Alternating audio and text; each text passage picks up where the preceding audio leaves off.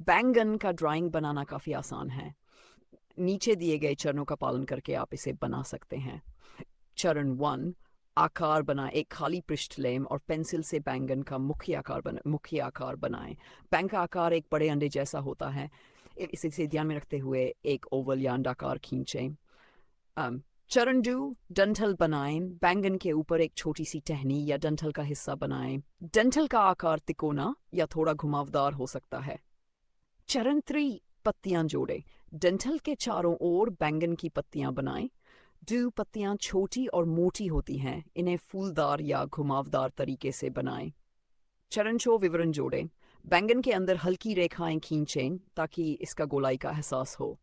अगर आप और विवरण जोड़ना चाहते हैं तो हल्की छाया शेडिंग करें। रंग भरें। बैंगन को बैंगनी रंग से रंगें। डंठल और पत्तियों को हरे रंग से रंगें। बैंगन के किनारों और बीच में हल्के व गहरे रंगों का उपयोग करें ताकि ये अधिक यथार्थ लगे। चरण 6, अंतिम स्पर्श। रंग सूखने दें। अगर आप पेंसिल से ड्राइंग कर रहे हैं तो रबर से अतिरिक्त रेखाएं मिटा दें। अब आपका बैंगन तैयार है। आप इसे और सुंदर बनाने के लिए अपने स्टाइल के अनुसार कुछ डिज़ाइन भी जोड़ सकते हैं।